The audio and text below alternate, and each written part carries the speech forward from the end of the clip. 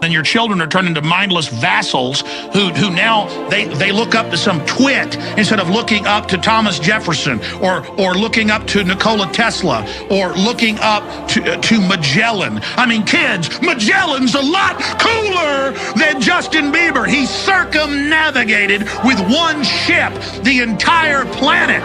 He was killed by wild natives before they got back to Portugal. And when they got back, there was only like 11 people alive of the 200 and something crew, and the entire ship was rotting down to the waterline.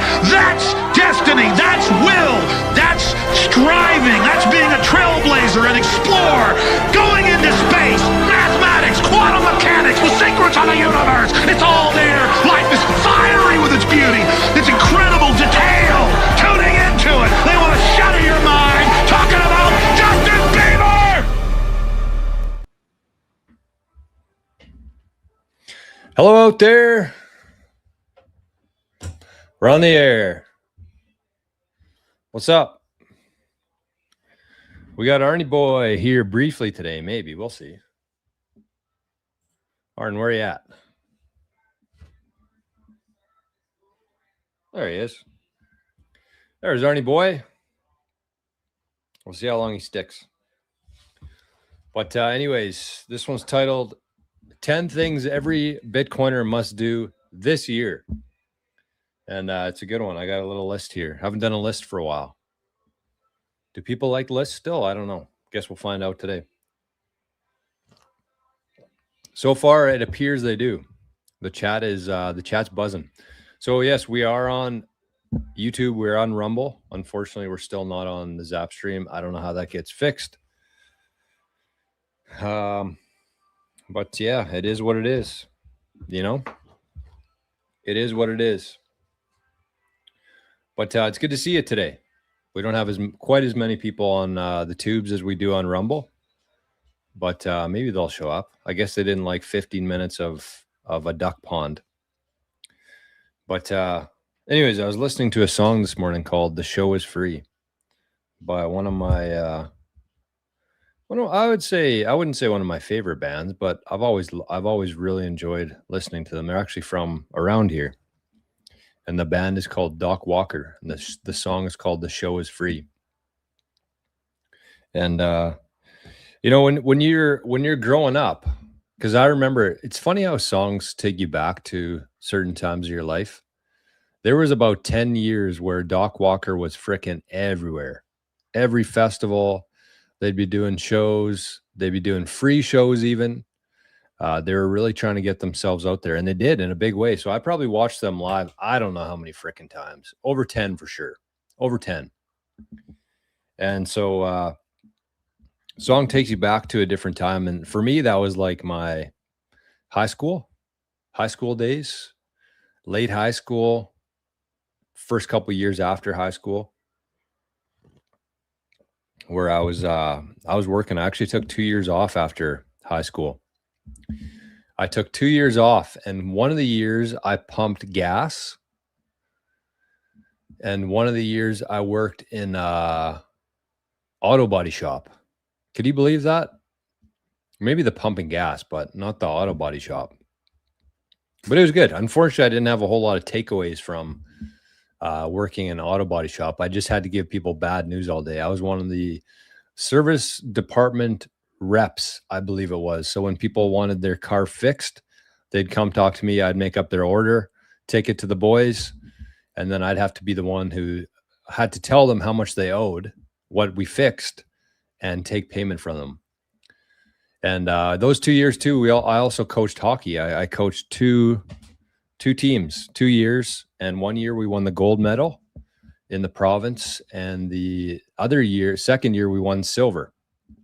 So it was pretty fun. It was a group of there's 4 of us, all about the same age. So we were about 19, 20 years old. I might have been even 18 because I graduated early. I might have been 18 years old when I started coaching, and we were coaching like kids that were a year or 2 younger than us. Like they were midgets, not like actual midgets, but midget age. I don't think they even call them midgets anymore. That's how far cancel culture took it. But it was called midget, and it was probably from 15 to maybe 14 to 17. So we were coaching these kids that were like a year or 2 younger than us. But it was awesome. A lot of fun. Had a lot of fun. And anyways, that was kind of like the Doc Walker era. And so when you hear songs, you know, different parts of your life, I think they hit you a little bit differently. Because back then they were just catchy songs. You know, we'd see these guys playing at all these shows. We're like, okay, these guys are pretty good. They're local guys. And but I was listening to the song this morning, "The Show Is Free." And I might have to listen to it a couple more times because it sounds a little bit different now than it did back then. It's got a different meaning to it, a different message to it. And basically the idea of the song, I encourage you to listen to it if you got some time today. Maybe I'll throw it in the chat here. But it's called "The Show Is Free" by Doc Walker. They got some really good tunes. They got one called "Beautiful Life." Just really, you know, I wouldn't say uplifting, like they're not gospel music or anything like that, but they're just make you feel good, put you in a good mood. Doc Walker, "The Show Is Free." But I think the main message that I got from the song this morning, anyways, was 14,000 views. 14,000 views. So not everybody knows about Doc Walker, although this isn't Doc Walker's official channel. Show Is Free, Moncton, New Brunswick. Shout out to our friends on the East Coast. Rocket Girl, that's another song. Another good song. There's Rocket Girl. "The Show Is Free." They got some bangers, man. They got some good songs. But anyways, the song, to me, my main takeaway from it today was that everybody feels like they need to, you know, spend money. I guess spend money or allocate some of their resources for something. They're always kind of chasing something, and they think that money's kind of the path to get there. But in reality, the best things in life are free. And maybe that's, now that I say that out loud, that probably makes more sense. The best things in life are truly free. And I think we kind of get caught up in this endless chase of something. And we think that money is going to be the path to that feeling. But the reality is that the best things in life are free when you think about it. And so good song, good message, and something we can always keep in mind here ourselves. And it kind of ties into what we're talking about today, because it's one of those things where I think that there's a lot of Bitcoiners out there. I think there's a lot of Bitcoiners out there who are, price watching and also waiting for a better day. They think that they're if they can get to this point in Bitcoin, or if they can get this much Bitcoin, that's somehow going to make them happy, or make their kids happy, or fix their relationship with their kids, or something like that, or whatever it may be. And I think that that's the wrong approach. I really think that if you can get to a point in Bitcoin where you actually understand that the Satoshis, of course, you want to accumulate as much as you can for some sense of freedom. Like the freedom aspect of Bitcoin, I think, is more important than anything else, in the sense that you can store your time and energy in a place that's incorruptible, that cannot be debased, that cannot be seized from you, that you can travel with across borders and take it wherever you want to go without anybody knowing that you have it. Like, it's very powerful. But I think you get to a point in Bitcoin where you're like, okay, well, what does it really mean? It is really just numbers on a screen in a way, but that's just money overall. Bitcoin is the best form of that by far, not even close. No second best to that. But the real thing in life is time.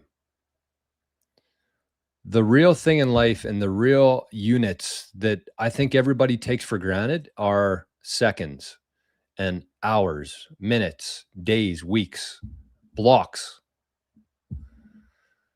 And that's the real scarcity here, because you can't take anything with you. Bitcoin's the closest thing that you can own, but you still can't take it with you. And so I think that it's, I like to remind everybody here, and of course myself, whenever I'm saying these kind of things, it's always a reminder to myself as well, to enjoy the ride. And I think that one of the biggest lies we were told, and I'm still kind of going down this rabbit hole myself here, but I think one of the biggest lies that we're told is that we're supposed to live in a certain way so that we can get to a better life after this one. That's kind of like the promise to me. That's how I've always seen, like, the heaven and hell kind of thing, where they have this hell that they almost push fear onto you so that you act in some sort of way. You live in some sort of way according to their rules. And if you don't follow those rules, you end up in this place called hell. But if you do, you get to this place in the sky called heaven. And I really believe that heaven is right here. Heaven is right here, because what more could you want? Honestly, what more could you want? I just don't see a better experience than we have right here. And I think that a lot of people really waste a lot of their life and play by not the wrong rules, but they live in fear. They're hoping to get to a better spot at some point down the road, when they're in that spot right now. And I just think that that's the biggest psyop. I know we're all used to psyops here, but one of the biggest psyops to me is that if you act in this way and follow these rules, then you get to this place in the sky. I just call bullshit on that. I think that heaven is right here. And people really take for granted their scarce time that they have here. And they're always living in the past or living in the future, and they don't really realize how special it is right here, right now. So the show is free. The show is free. I wish I could play it. I wish we lived in a bit better system where I could play songs without having to worry about, the blowback and the potential suspension of the channel. But it is what it is. So let's get to some chats. I see some, I don't know, like, is that from my experience here? And that's another thing too, that I've been thinking a lot about is, it's funny to me how there's all these religious people out there, and there's a lot of religious people in Bitcoin, a lot of very spiritual people in Bitcoin. And I've talked to a lot of them. It's the one common theme that keeps coming back in Bitcoin is that everybody kind of ties it to spirituality or religion in some way. And it's funny because some of those people, they've got to the point where they understand that they've been lied to by the media. They've been lied to by the schools, the school system. They've been lied to about the music industry and the movie industry and the democracies, all this stuff. They realize they're fully aware that they've been lied to about everything. But then for some odd reason, they trust that everything that they've learned from the church, their church, is just the truth. As if churches aren't corruptible, as if churches haven't found a way to twist some message to meet their narrative in a way. You know what I mean? So they get to the point of understanding that, hey, they've been lied to about everything else, but because they align more with this, it's the truth. So they have an open mind about everything else except for their own religion. And so that's one thing that, I've been thinking about and trying to sort out myself. But I think from my perspective, because I don't have any of that, it's almost like a guy that didn't go through the school system. I feel like those kind of guys are much more open to ideas than somebody who's gone through the school system. I think that somebody who has never been through the church, any sort of religion, I think that from an outsider perspective, you can see things much more clearly. And so that's just my kind of take on it. I think that they've kind of twisted the message. They've twisted the teachings to fit their narrative, to have some sort of control over people. And you see that in the most extreme cases within religions, where people just like, they think that there's been some sort of Messiah sent down and they need to associate themselves and follow everything that they say. Like, that's how far they're willing to push it, to twist that message for their own benefit. And so I don't believe in that. I think that there is a lot of good. Actually, one of the best things you can do is follow those teachings, but from your own perspective and in your own way, and not manipulated by a church or a charity or an organization or anything like that. Because I think that they've taken that message and they've twisted it so that they can control people, and they put you in a state of fear with the heaven and hell, so that you don't really understand how powerful that you really are and how much free will you actually have. So that's I don't know how I got, the show is free. That's how I got on that. But yeah, I don't know. What do we think about that? What do we think about that? Because I know there's people here who have gone through, the church system, we'll call it, because that's what it is. It's really what it is. There's some people who hear the word church and think that they could never do anything wrong. And there's people who hear the word church and they just see them as these evil pedophiles.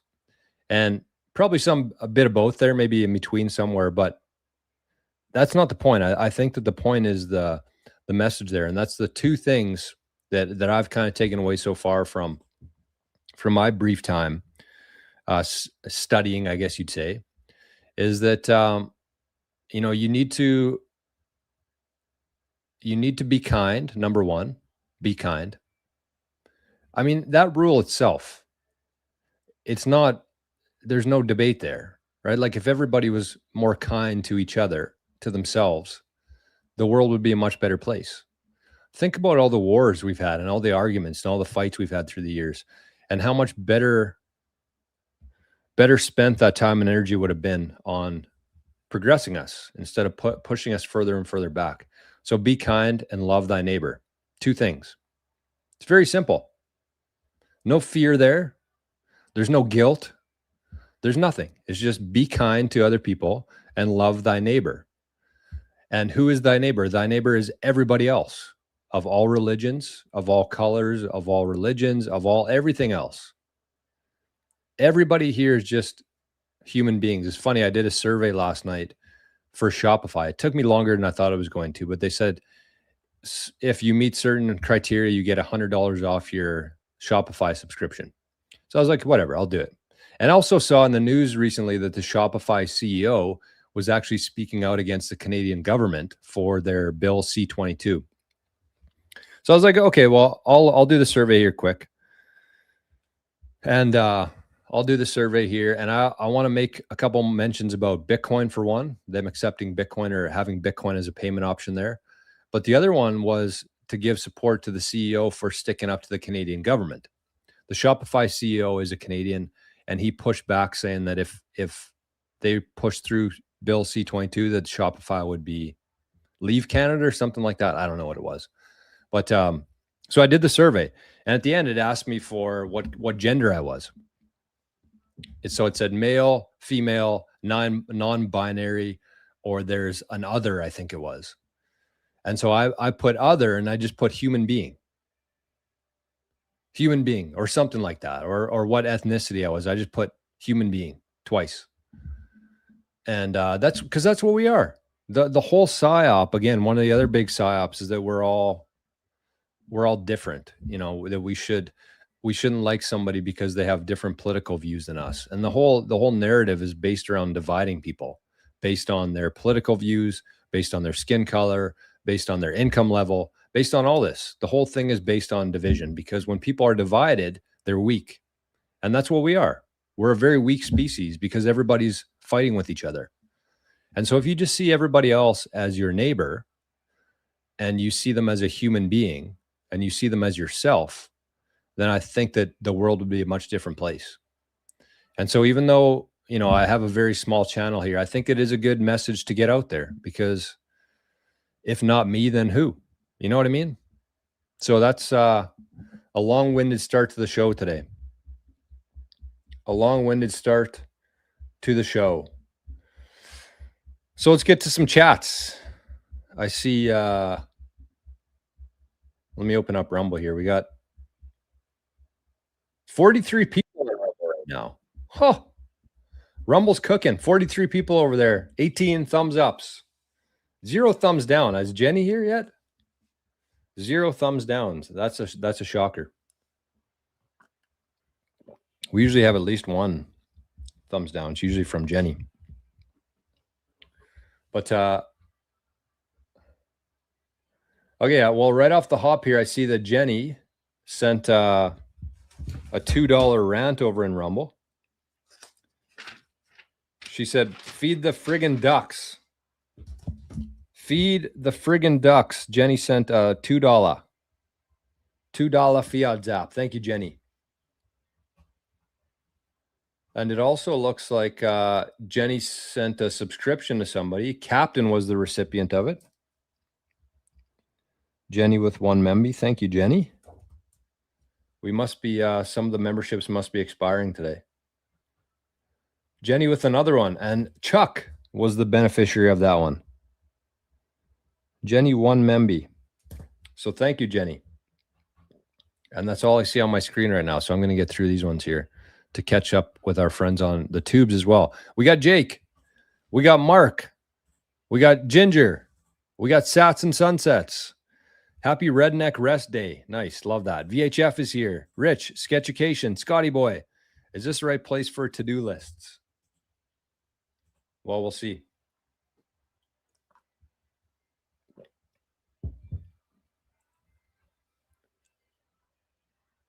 We'll see. Well, this didn't really work out as I expected it to. But let me close that. What could I do with this? Data table, report, slide deck? No. I'm trying to put this checklist together here that I have. We'll do briefing doc. Okay, briefing doc works. Honey-do list. Good morning, Scotty. Robert's here. Styles Rowe says, good morning. Canadians need a win at home tonight. Man, those freaking Canadians. I actually put a little bit of USDT on the Montreal Canadiens to win the Stanley Cup. And they got, although they didn't have a shot in overtime, so you can't really fault the outcome there or blame anything. But man, Montreal's holding their own, no doubt about that. I think that they might be in trouble though. If they can't win tonight, then they're I would say toast. I think they might be already. because two losses in overtime is tough to get past. Duck Animal, says Cham. Okay, what do we got here? Lauren's here. Good morning, Lauren. Sats and Sunsets did something. Looks like he gave out some membies. He gave one to Ginger. He gave one to Mark. He gave one to Robert. He gave one to Rich. So 4 membies for a guy, Sats and Sunsets. Thank you, man. 4 membies. Those help quite a bit right now, especially since the Zap streams are down. Frick. So thank you very, very, very much, Sats and Sunsets and Jenny. Robert says, thank you. We got Raphael says, I'm going for a walk. Perfect time to listen to this. Good morning, Raphael. He says, ducks fly together. Amen to that. Oh, what happened? Some of the ducks just faded into nothing, or am I seeing things or not seeing things? Scotty sounds like he's taking some psilocybin mushrooms today. Sato Millionero is here. Good morning, Sato. Zebra. Stripes, eatable zebra. Good morning. Captain says good morning. Man, we got a poor showing today on YouTube. YouTube must not be into what we're talking about today. Poor showing on YouTube. But we got a good crew over in Rumble. We got 50 people over there right now. So if you want to join us, I would consider it, especially since YouTube's not doing anything for us. YouTube's not doing anything for us. I'm trying my best to change my mind and change my attitude towards it, but it's really, really, really difficult. So you know what? If you can't beat them, leave them, I guess. If you can't beat them, leave them. So that's the exodus here. Check us out. Join the conversation. Join the real ones over on Rumble. Just search 88 Sats and you'll be able to see it. And hell, you might even get a membership. You might even get a membership. There's a memby from Jenny. Jenny's right there. She says, good morning. Good morning, Jenny. Great to see you here. There. We got Captain got one. And Jake says, don't forget to smash the thumbs up. Yes. Amen. Is that on the to-do list? No. 5 more gifts ahead of you, Jenny. Okay, so that's what it is, I guess. More people got to show up over in Rumble. If you show up in Rumble and you say hello, you're going to get a membership over there. You're going to be a Rumble redneck. Just waiting for you. It's there waiting. It's there waiting. Yeah, you got to do 3 thumbs ups, Lauren. I think that's the play. 3 is the lucky charm. Robert says, no hoodie, George. Summer attire. I guess so, eh? Orange, one of my favorite shirts, my orange shirt. BTC Backpackers, good morning, beautiful people. Mowing lawns for Sats and killing it. Keep up the great work, Jor. Cheers, Backpacker. I cut some of the Backpacker stream last night. I was busy, though. I was buzzing. Okay, no, this didn't work. This doesn't... Hey, we're going to keep trying things here. Let's try a slide deck. Frick. I'm trying to put this list onto some sort of a document, but for some reason, it's not working. So we'll see. Listening in the background. All right. Well, have a good, hopefully it's as nice there as it is here, Backpacker. I cut the grass last night. Whew. Looks good. It looks good. You can't really see it. Maybe cut it a little too low for the new season, especially since we don't have any rain right now, but she'll grow. First cut of the year yesterday. Only took about 2 hours.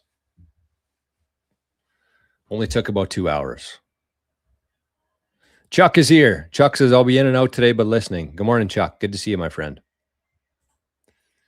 Jenny said, you graduated early too. I don't find many others. Oh, Jenny too. The early ones. The early grads. All good things are wild and free. Thorough. All good things are wild and free. Ain't that the truth? Retired on a Monday, died on a Tuesday. Yeah, that's the same old story, isn't it? It seems. It's a sad story, but it is a story nonetheless. That's another freaking psyop of psyops. Having to work till you're 65 years old. What?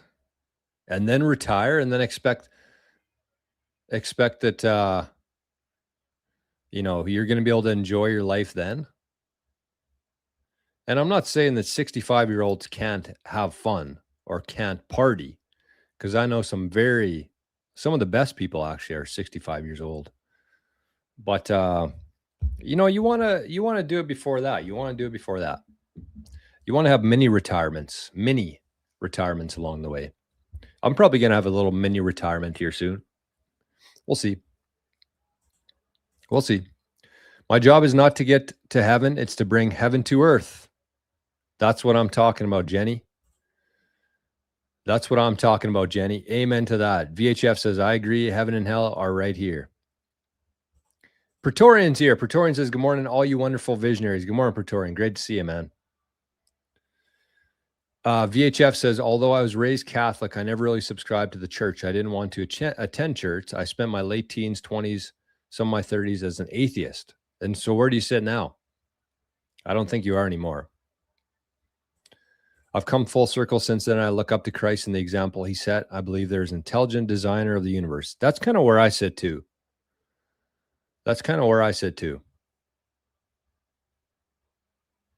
Robert says, free will can be dangerous. We need guidelines. Love thy neighbor. Amen. You just follow those two things. Be kind, love thy neighbor. It's really simple. It's very simple. I was raised by a Roman Catholic tyrant. See? That's what I mean. That doesn't make any sense to me. It doesn't. And there's a lot of churches like that are more tyrants than teachers. Agnostic follower of Christ, and nature is my church. Agnostic means that you believe in a higher power, but you don't know what that is. Sats and Sunset said, might want to check those again. Well, I saw 4 Sats and Sunsets, but that could be because they haven't been claimed yet. Oh, we got more information here. Okay, let me keep going here. Pretoria, nobody's got my membies yet. Sats and Sunsets apparently bought them all. Duncan here. Duncan is here. Big shout out to Duncan, actually. I missed 2 days worth of Duncan's DCAs. And so I wanted to give a big shout out to Duncan today. Mondays and Tuesdays are usually pretty tough on the zaps. But yesterday we had Duncan, we had Maria, we had Marco, we had Praetorian, and a couple other ones. And then somebody sent 10K. Somebody sent 10K to Arnie yesterday. And I don't know who it was. There was no message. There was no name. There was nothing. So whoever that was, thank you. And I just see now that Bill also sent in a 6102 attack. Bill, thank you, Bill, to Arnie Boy's Wallet, the Rescue Dog Fund. So cheers. Cheers, Bill. Cheers, Duncan. And cheers to everybody who supported on the down days. Appreciate it. Bit Billy's here. He says, hey, everybody. Good morning, Bit Billy. And Alex is here. Wow. Bit Billy, Alex, Duncan, all 3 back to back. Good morning, Alex. Hopefully going to get to see Alex here soon. VHF says, go Habs. 10 membies. Okay. 10 membies. Wow. Sats and Sunsets. My man. So Sats and Sunsets gave 10 membies. And if you show up in Rumble right now and say hello, you'll get one of those memberships. So there it is. And I think I was going to say this stopped working, but it didn't. He gave 10. I gave 2. I think 6 need to be claimed still, Sats and Sunsets. 6 from you and 2 from Jenny. That's my math. Kev Keith is here. Good morning, Kev Keith. Adam, Lori, sweating, smiling together on YouTube and on Rumble. Bit Billy has joined us on the Rumbles. Good man. David T's here. He said, I zapped 420 through Nostr, but it didn't seem to show up like it does using Zapstream. No, it doesn't, David T. That's the unfortunate part about not having Zapstream is I can't see any of them. But that's not going to stop me from saying thank you. So I'll open up the wallet here. Daniel said, I ended up becoming Orthodox Christian last year. I ended up answering stuff that I always had issues with modern teachings. Interesting. The Bitcoin Barber's here. He says, good morning, Bitcoiners. Good morning, Bitcoin Barber. All right, let's get to the mempool here.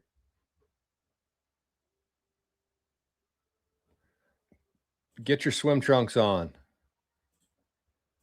Get your freaking swim trunks on. How about that?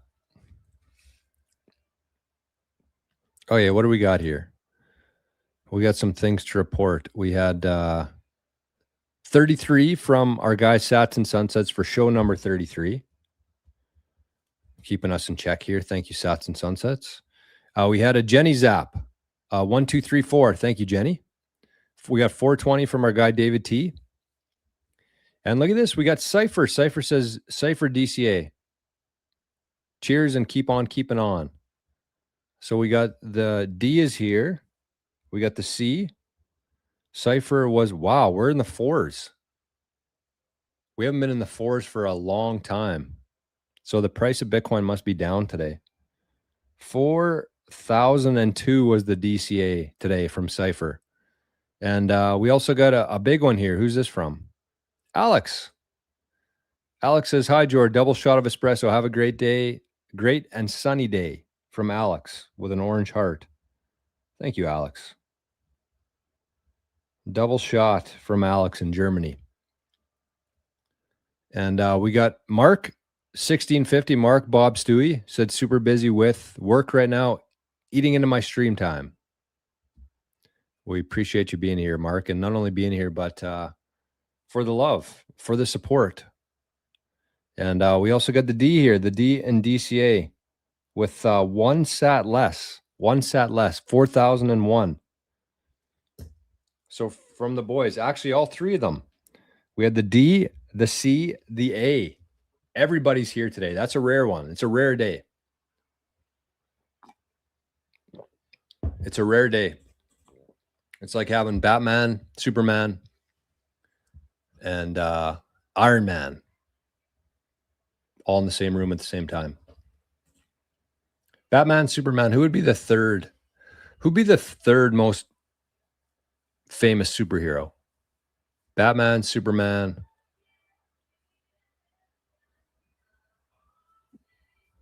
Waterman? No, that's not even a superhero. Who? We're gonna take questions from Spider-Man. That's who it would probably be.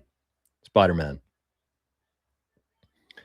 Having Duncan, Alex, and Cypher here is like having Batman, Superman, Spider-Man, all in one show.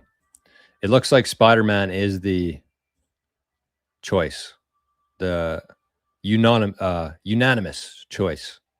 Jenny says Satman. And Robin. I don't know if Robin will be up there. Robin's a good shit, but I don't think he belongs with those crew. Robert says, I'm new to Rumble. What's a Memby? Memby equals membership. Yeah, you get to be a redneck. You get to be a redneck. Jenny sent $2 and said Satman. $2 in honor of Satman. $2. So that's pretty big words there, Jenny. Putting Trent, the Bitcoin technician, Satman, in the same category as Superman and Batman. I like it. I'm here for it. We got 52 frickin' people over in Rumble. Man, oh man. We are frickin' buzzing over there. Barbara says, I love Satman. I saw those ducks this morning. And there's Cypher right there. Says the OG DCA crew is in the building. Hell yeah. Hell frickin' yeah. What a beautiful frickin' day today. My God. How could things be any better? Honestly, how could things be any better? It's May, End of May. I can't believe May's almost done. We haven't had much of spring. We actually went from winter to summer here. Last week, I swear to God, I did not. There was maybe one day in April, but last week was the first time that I didn't have a jacket and hoodie on, taking Arnie for a walk. It was crazy. Sometimes we get some, like in March, we get some nice days where you can go with like shorts and t-shirt. This year, though, it wasn't until like mid-May, where I finally got to stop wearing a jacket and a hoodie walking Arnie. That's how freaking cold it's been here. And then like 2 days ago, I went for a walk without a shirt on. So we had like 3 days of spring. But like I always say, you know, if we didn't have such good leadership here in Canada, like a government that really wants the best for its citizens, the people who grew up here in Canada, if we didn't have that, I don't know. I think that I would have a pretty hard time staying here. And the worst thing is like spring's usually the best time because there's like the bugs aren't born yet. The bugs aren't out yet. So you get a couple good days in spring where it's like nice weather, no bugs. And then the rest of summer is frickin' 30 degrees, humid, bugs everywhere. But like I said, thank God we got a really good government here that truly wants the best for its citizens. That's what's keeping me here.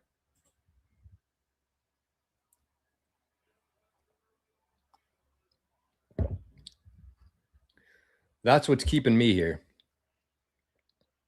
Jenny with another $2. She says, well, he will steal your girl after all. Hey, Jenny, I saw somebody, where was that? In Jenny's or on Jerry's Signal chat. Somebody was showing that you could claim, get sats back for memberships. Jenny, you should share that information. There's probably people in the chat here who would benefit from that. Somebody like Sats and Sunsets. Because I'm pretty sure if you had a payment to Google, which is what you do when you send in like a super chat on YouTube, I'm pretty sure you could get sats back for those if you have the receipt for that. So, I mean, if you're supporting the Bitcoiners, the Bitcoin community here, you might as well get some Bitcoin back. I think it was the app was called Crinkle or something. And I'm pretty sure if you submit receipts, Praetorian was talking about it too. You submit receipts and you get sats back for it or something. So I don't think there's any reason why you couldn't submit like memberships on Rumble, memberships on YouTube, things like that. I'm pretty sure that would work. Yeah, that's honestly. There's actually somebody sitting behind me here with a loaded fun behind me. Tell me what to say. That's honestly, every time I saw like a politician up talking about the restrictions during the 2020, that's honestly what I envisioned, is like somebody standing behind the politicians up there on their little pedestal, their what's that thing called? Podium. I just envisioned somebody with a fun, right, loaded fun right behind them. Crazy times.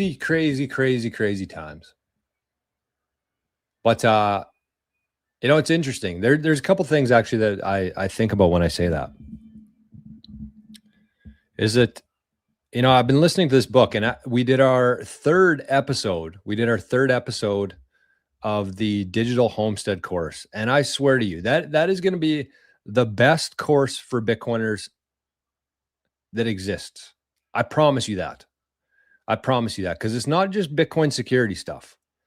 We spent a lot of time yesterday talking about UTXOs, how you should be thinking about them, how you should be preparing with them, and how you're going to be using those in the future for buying things and for lending against your Bitcoin. We went through a whole walkthrough of what it could look like is using your Bitcoin as collateral and taking a line of credit and actually funding your life using Bitcoin and never paying off that loan. The way that the math works out I mean, based on, I think we use 21% compound annual growth rate. But we went through the example of how you should be structuring your UTXOs today so that you can use them in the future, how you should be thinking about the Bitcoin that you bought from an exchange versus the Bitcoin that you either earned or bought in a non-KYC fashion. We talked about all this stuff and how you should be preparing for that today so that when that time comes in the future, you're going to be solid. We'll just say solid. But so that was one of the pieces. And actually within that group there, we have a Signal chat. We have a Signal chat with I think there's over 20 people in there now. A private Signal chat with Bitcoiners who are going through the course as well. And we also have a book that we're all listening to together. So I shared the link yesterday, and we're going to take 6 weeks and we're going to listen to this book, this audio book, over and over and over and over again. But I was listening to the book when I was cutting grass yesterday. And one of the parts that he talked about, the author of the book, was how you shouldn't see anything as good or bad. It just is. You shouldn't see anything as good or bad. It just is. And the example that they used was from the old days where one of the farmers' horses ran away. And the neighbor comes along and says, "I'm sorry to hear that your horse ran away." And the farmer said something along the lines of, "It isn't good or bad. It just is." Basically, the farmer was saying that it was a bad situation. The farmer said, "It's not good or bad. It just is." And then the next day, that horse returned to the farm, and he brought a whole bun. What would you call it? What's a pack of horses? Fleet? A whole fleet of wild horses back to the farm. And the farmer shows up again. The neighbor shows up again, says, "Oh, congratulations on your good fortune with all these new horses that showed up." Farmer said, "Not good or bad, it just is." And that's really what it is. And you can I think that if you kind of follow those rules of, or laws, I should say, of the universe, then you know that nothing's neither good nor bad. It just is. Because if you do something, if you're kind to somebody, the universe is going to find a way to return that to you. If you add value to somebody's life, the universe is going to find some way to add value back to your life. It just is. And there's no way around that, especially over the long term. You can shortcut it. You can cheat for a while, but eventually over a long enough time frame, everything returns. And that's the law of the universe. And there's many of those laws, and they can't be broken. They can't be cheated. They can't be scammed. And so what made me think about that was the pandemic, where at the time it seemed like the worst thing that's ever happened to the world. Not just because of people who were afraid of the virus, but of how people were treated during that time, people like myself. And, it really felt like that was the worst time that I'll ever go through. And it might've been. But on the other side of that, having gone through that, that's why I say that time in history was the best and the worst time, because it was the worst time of how people like me were treated. Probably people like many of the people in the chat here were treated and outlawed and mocked. And, it was awful. It was awful. But with that came everything that I have now. Everything that I have now came from that happening. So what seemed like the worst thing that could possibly happen to me actually turned into the best thing that could ever happen to me. But again, it's neither good nor bad. It just is. And I think if you kind of take that approach in life, again, I'm not perfect here. I'm not preaching to anybody. I'm saying these things as a reminder to myself as well. And so that's a good way to think about it. Good way to live is it's not good nor bad. It's just, it is. Really good book. Oh man, I'm so excited for the people going through that course to read that book. It's one of those things where it changes your lens of the world. And I really believe that if you can change your lens of the world, it will change your life. And that's crazy to think about, because again, how we started the show today, everybody thinks that you need to do something or buy something or have this much so that you can finally feel a certain way, when that's not the truth. You just got to change your lens. And if you can change your lens, you'll change your life. And that's really what this whole book is about. And so we're going to take the next 6 weeks going through this together. And at the end of the 6 weeks, we're going to do like a little summary of it. We're going to go through the highlights. People share experiences, share their thoughts and their opinions on it. And I really think that, you know, a mixture of the finding a better way to secure your Bitcoin, finding ways to start preparing now for when that all plays out in the future, and also changing your lens in life. I really think that that course is going to be very, very transformative for everybody who goes through it in one way. In one way. And, you know, it's our first time through. It's the first cohort. So that's why it's the price that it is, which if you sign up, I think it's like, if you went through the whole course, you signed up today, you could go through the whole course for less than $200 US. $200. It's actually laughable. And I tell this story all the time. I spent $499 US when I first got into Bitcoin just to watch some guy's videos. I never got to talk to him, never answered my emails, nothing. Paid him $500 US, and I got to watch like 2 or 3 of his videos. So that the value of that, and he had like thousands of Patreons or subscribers to it. The value of that compared to what we're going through in the digital homestead course and the visionaries is honestly night and day. And so that's why I always say, like, you know, it's 100% sat back guarantee. If you go through it and you feel like it wasn't worth your time or energy, I'll send you 100% of everything that you paid in sats.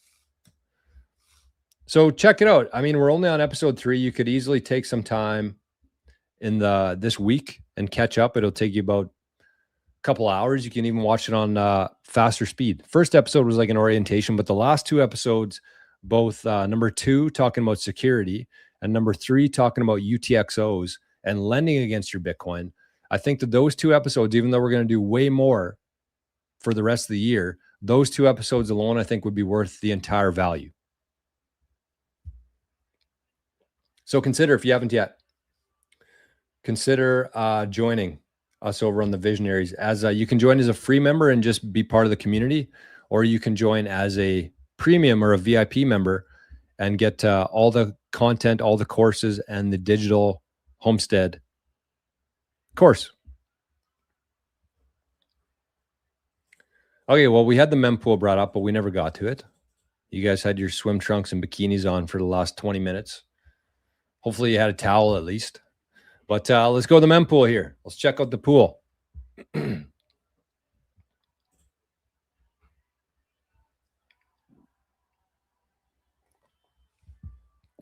Man, what a tune this is here. Bob Cajun. The first person who can tell me who sings Bob Cajun is going to get 888 sats from me. The first person who can tell me who sings Bob Cajun. Oh, close. We had a close. What happened here? Oh, my message didn't go through. Why? That was like freaking close. But Mark was the winner. Mark and VHF were literally a second apart, both these guys. The hip. And I also love how they didn't go through the trouble of putting the tragically hip, because that would have slowed them down. So the boys, I think Mark, are you 65 sats at rizful.com? 65 sats at rizful.com. Is that your address? Nice work, boys. That is correct. The Tragically Hip. Great tune. Canadians. Okay, I missed some comments here. We'll catch on with these quick. Paulie says, from sunny Kami, Ontario, as nice as it can be. You know, we're gonna get through it together, Paulie. There's enough good people here. You know, I really believe that. I really believe that there's enough good people here in Canada that we are gonna turn this around somehow. I really believe that. And if I didn't, I wouldn't be here still. I promise you that. I promise you that. Oh, Canada. Oh, frickin' Canada. Let me know when you find a better place to live, seriously. I mean, it's I really don't think there's a better place. Although, having said that, 7 or 8 months of winter, 3 days of spring, humidity, bugs, communist governments, there's probably better places. But I don't know. There's just this feeling I have in Canada.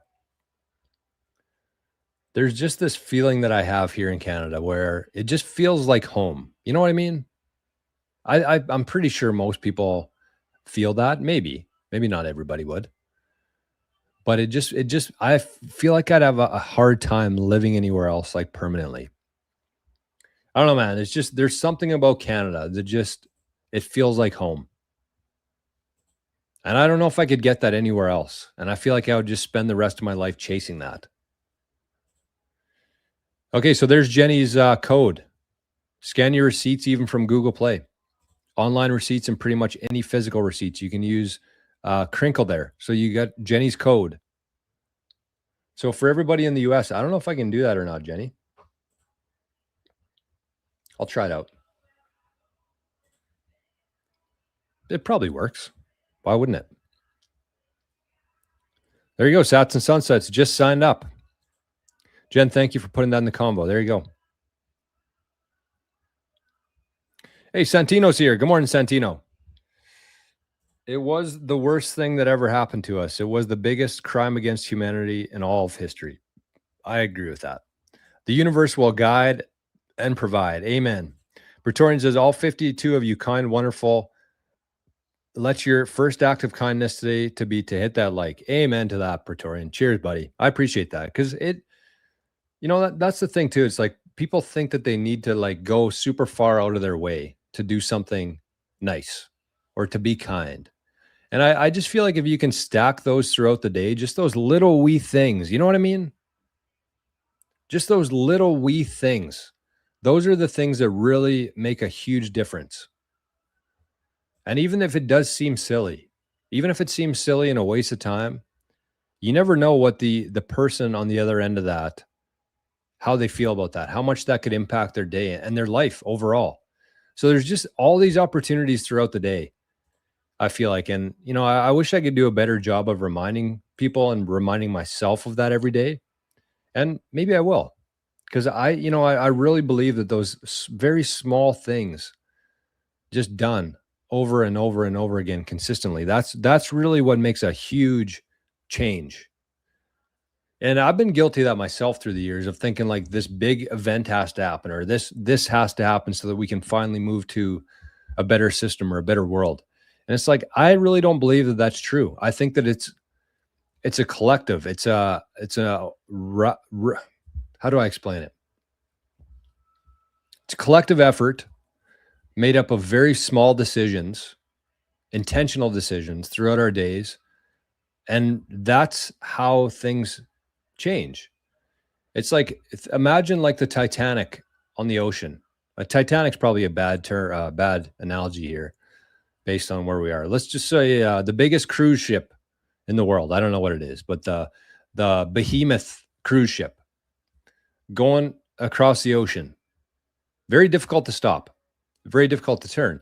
It's not like you could just turn the wheel of that cruise ship and all of a sudden you'd be going the other direction. Right? It's very slow. It's done very slowly. It takes a lot of time. But that's how the path changes, is just by these very small, that seem insignificant to many. But it's just those things over and over again consistently. That's how something actually changes. Something that big. You can't just flip a switch. You can't just turn it right around. It's just a bunch of collective things over and over that then eventually turns it around. And I feel like that's where we are. And I feel like the wheel, the steering of that ship, that's like the tools. You know what I mean? That's the tools that we have. Because to turn a ship around, you need the steering wheel, you need the gears that are associated with that, all the mechanics behind the scenes that actually make it turn. Those are the tools. And that's the tools that we have, like Bitcoin, like Nostr, like all these open source protocols that are being put out there for the world. Those are the tools. But it's not something that you just snap your fingers and all of a sudden you're going the other direction. It takes a lot of time, and it takes a lot of things happening and lining up for it to turn around. So that's a really, really good good comment there, Praetorian.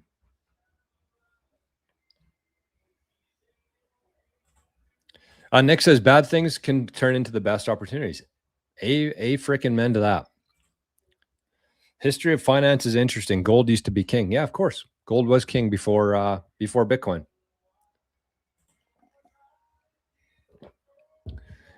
Nick was gifted a membership by Sats and Sunsets, and it looks like Praetorian also bought a membership. Thank you, Praetorian. It will be unclaimed until more people show up over in the Rumbles. But we got a couple lingering from Sats and Sunsets, a couple from Jenny, and one from Praetorian.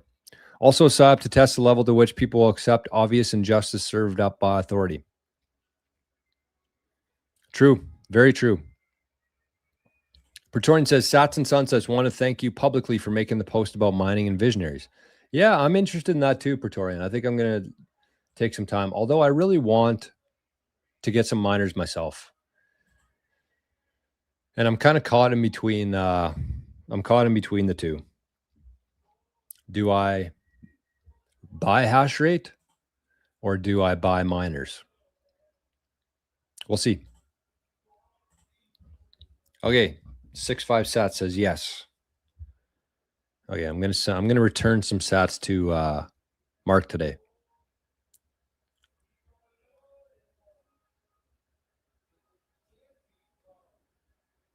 Man, that freaking book, for those people who are going through the Visionaries, the digital homestead course, I know for a fact that if you enjoy my show, you are absolutely gonna love that book that we're going through. Look at this. We got a quadruple shot of espresso here. It says, my apologies. Very, very busy day. This is from Peacemaker and myself. Kind regards, P&P, Praetorian, and Peacemaker. Oh my God. What a pair. The pair of P's, Praetorian, Peacemaker. Quadruple shot of espresso. Thank you, boys. Appreciate that very much. We got another 420 here. I'm thinking that's from David T. David T, is that you? And look at this. We got a shot of espresso here from Maria. Maria, 5K. I want to show you a post from Maria today. She shared it in the Signal chat this morning. You know who's really underrated in the country music space? Not really underrated, I guess. He's got his accolades. But Thomas Rhett. Love that guy. Love his tunes. Thomas Rhett. There's Maria. Maria 2000 on Noster. Check out this post from Maria. We didn't even get through the frickin' mempool. Can you believe it? I can.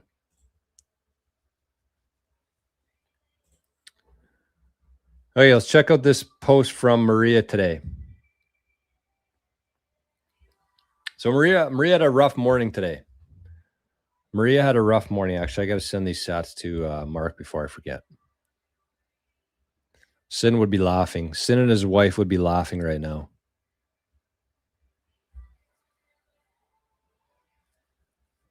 What's that quote? You make plans, the universe laughs. Is that a quote, or is that did I imagine that? You make plans, the universe laughs. Is that true? Is that a quote?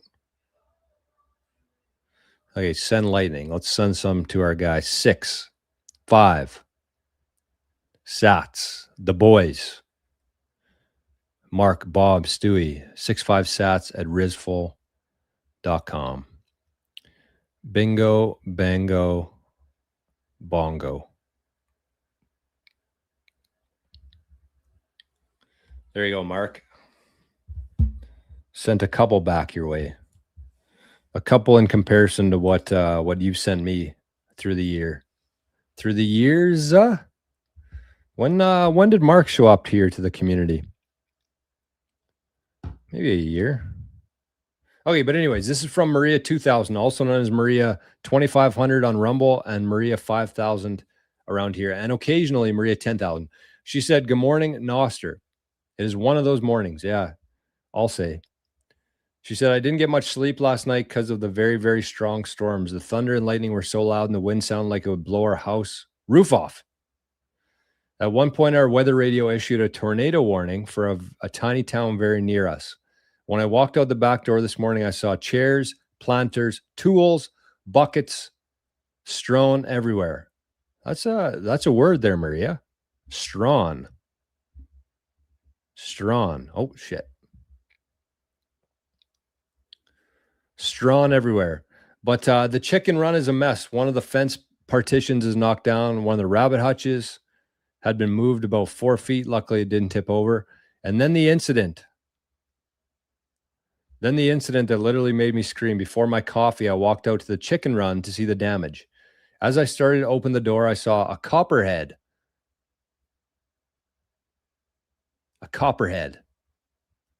fall out of the tree right in front of me, less than 6 inches from my feet. I screamed several times. Poor Lucy came over to look. Husband came running.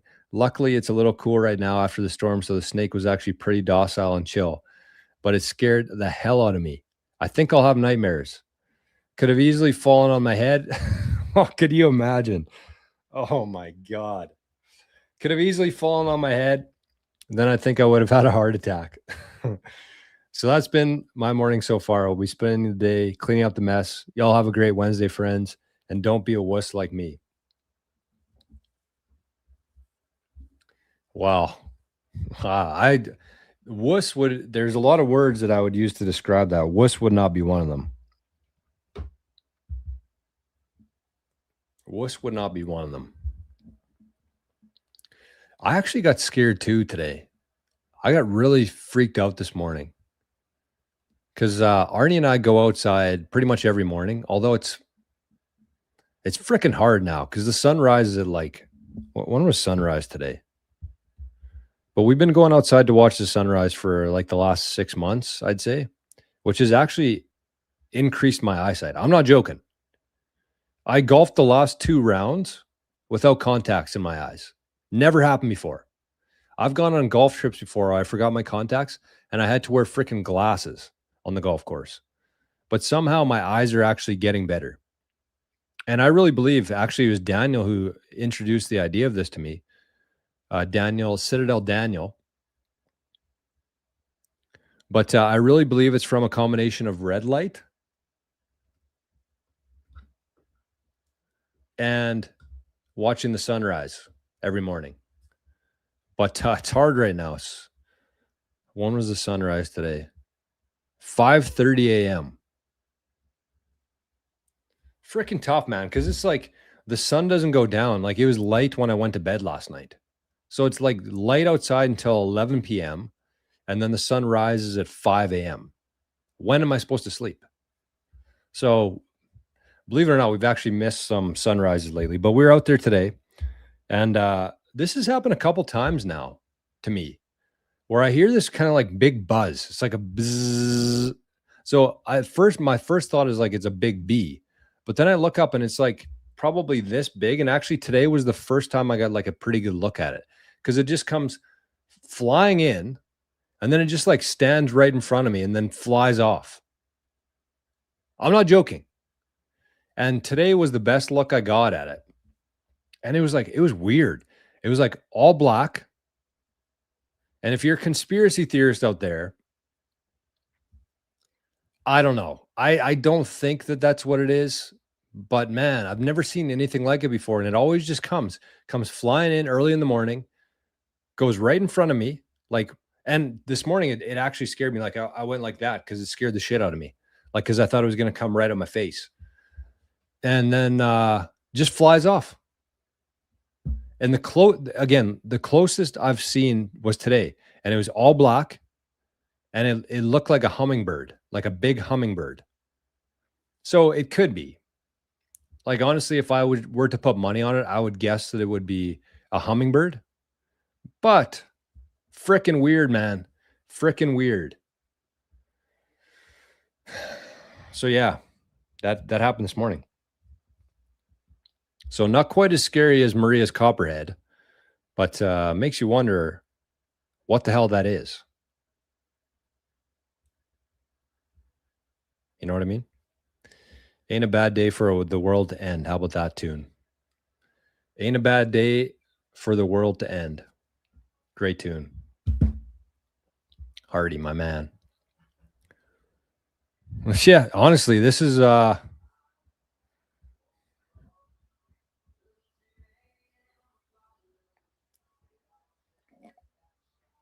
because when I've seen them before, I either thought it was a bat because it's all black. I either thought it was a bat or a huge insect. And then today it looked more like a hummingbird. But yeah, all black. I've never seen like an all black hummingbird before. We get hummingbirds stuck in the garage all the time. Like if we're out doing something in the yard, hummingbirds will fly into the garage and then they'll stay there. There was a hummingbird bang against the window for like an hour one time, trying to get out of there when all you had to do was leave through the huge door they came in. But they're always like yellow or like a tinge of green or something. This was all black. Freaking weird. Freaking weird. Whatever the hell it is. And the weird thing is just like it comes right in front of me for like a second and then buzzes off. It's freaking weird, man. It's weird. And it's happened like 10 times.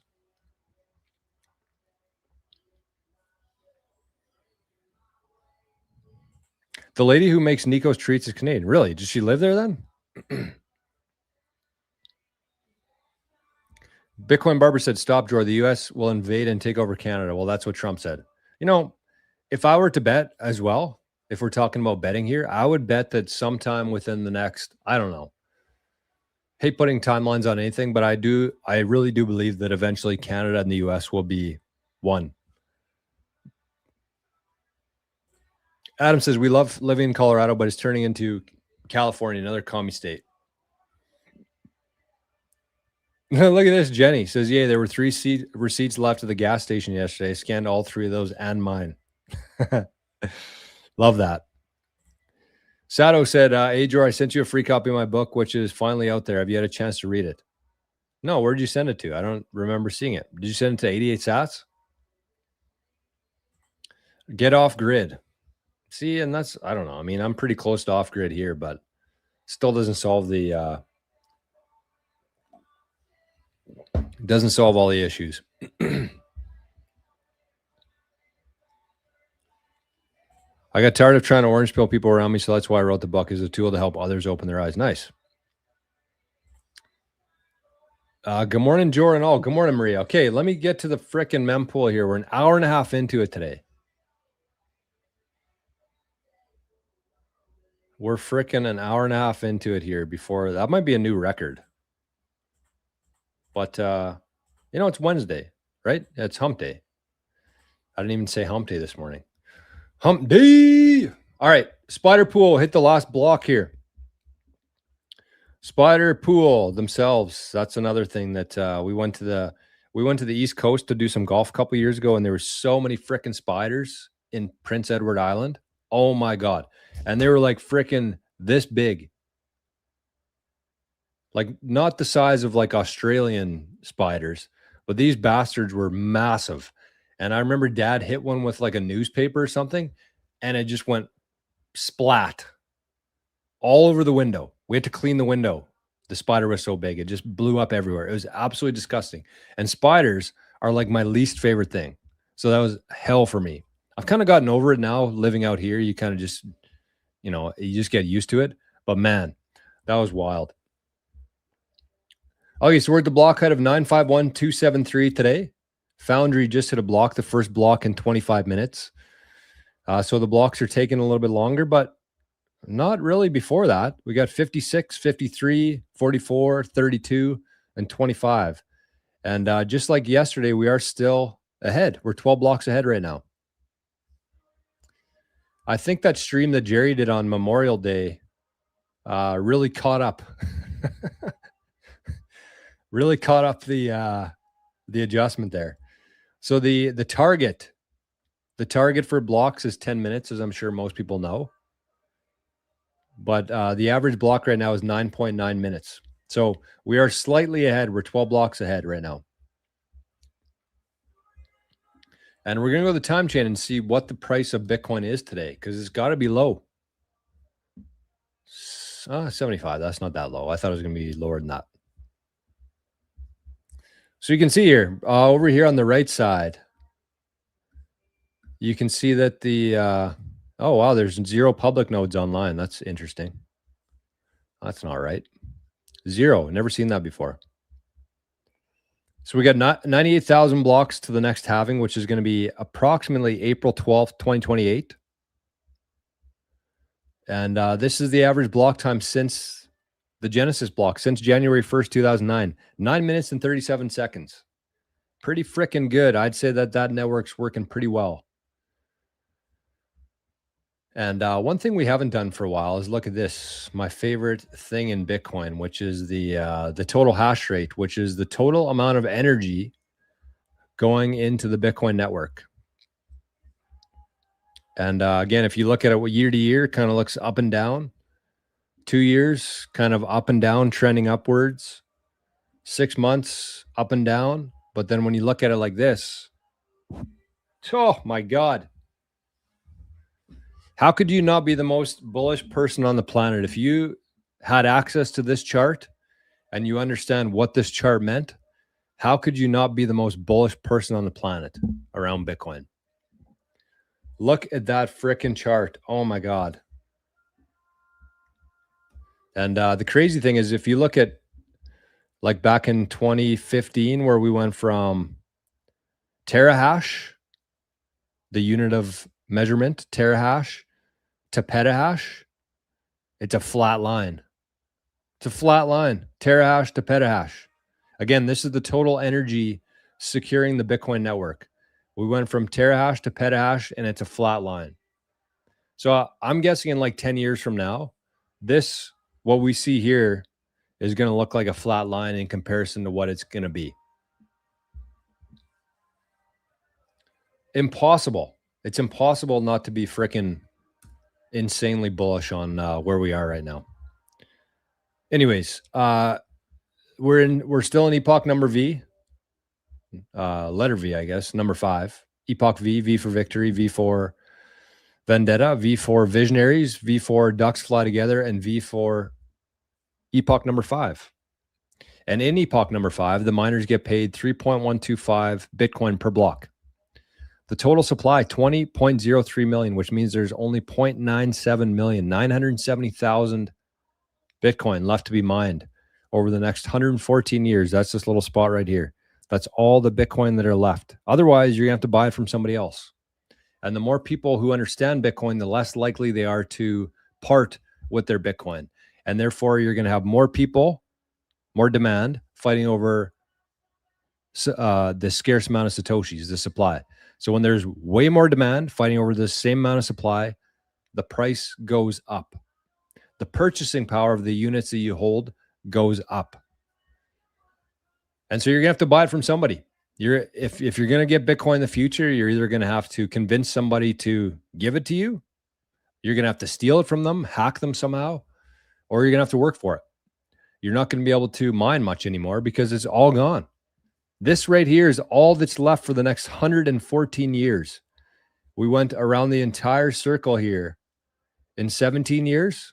That's the design of Bitcoin. And the next 114 years, you got that left.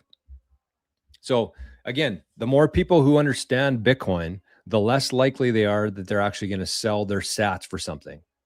You're going to have to convince them. You're going to have to make them a pretty damn good offer to get their sats from them. Or you're going to have to work for them or give them something. But you're not going to be able to trade fiat dollars for Bitcoin at some point in the future. And I don't know when that is, but it's definitely coming. But today, it's your lucky day because you can still exchange $1 for 1,326 sats. You can exchange 1 unit of illusion for 1,326 units of reality. 1 unit of the worst money in human history for 1,326 units of the best money in human history. That's a pretty damn good trade. That's a pretty damn good trade. We call it the deal of a lifetime. And on that note, maybe let's buy some freaking Bitcoin right now. I ran a poll on Twitter today. I think we had 2 votes. Actually, I haven't checked it for a while, but there was 2 votes. 2 votes. Look at this. How many units of illusion should I swap for units of reality today? We had a total of 2 votes. And so the winner was 21 units of illusion. And so that's what I'm going to be buying today, I guess. Even though there's only 2 votes, majority rules. So we got to buy $21 today. I might do that like once a week. I might throw some random numbers in there too.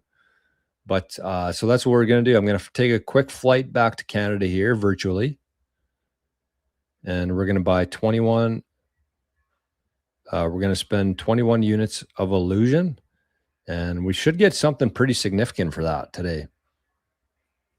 Actually, we probably would anyways, because the price of Bitcoin is down today. And when the price of Bitcoin is down, we usually buy more. That's called an intelligent DCA strategy. And, the Bitcoiners are highly intelligent people. And so that's what we do. So I'm going to trade $21. Wow. Oh, nice number here. I'm going to cash in on that. Look at that. 21 units of illusion for 19,888 units of reality. Could that work? Could that have worked out any better? 21 units of the worst money in human history for 19,888 units of the best money in human history. 21 units of trash for 19,888 units of freedom, of sovereignty, of energy. Heck yeah. Heck yeah. Feels good, man. Feels good. And we got to fly back. We got to get out of Canada here. We got to fly back out of Canada here. Okay, so we're going to get to the list here in a second. We're going to get to the list, which is right here. 10 things every Bitcoiner must do this year. It's a good list. It's a good list. But you don't have to trust me. You can stick around and find out here. We're not going to be very much longer because I got to meet with the boys today. We're actually having a garage sale this weekend too. I'm going to convert some units of trash, things I haven't used for a couple years, into units of sovereignty. I'm going to take the proceeds from the garage sale this weekend and buy some more Biddy. And today we're drinking what? Raspberry salt. If you want a referral code for this, you get like 10 packs for free if you use the code that I have, Element Electrolyte Mix. More salt, not less. I think raspberry, I don't know. I kind of go back and forth. I like raspberry, orange, and lemonade. And their new flavors too. Pink lemonade, which is actually lemonade and raspberry together, I believe. And then their iced tea lemonade, their Arnold Palmer drink. Good for summer. So cheers.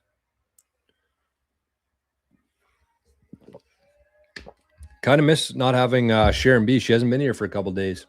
She's usually my reminder to drink some frickin' water. Okay, and my frickin' phone is dying as well. So we're going to have to plug in. But hey, Scotty boy, I don't know if you're still here or not. Are you? Yes, he is. Okay, well, we had some other people buying here too. Alex got 7,693 freedom units for €5. Scotty got 100,000 government drones, 100,000 sats for 12,000 units of air. This is the way. This is the way. Ginger says, I just do $20 every day, no matter what. I don't even have to think about the price, nor do I really care. That's how you do it, man. You're buying at every price, and therefore you don't give a shit what the price is. That's what legends are made of, Ginger. That's what legends are made of. Okay.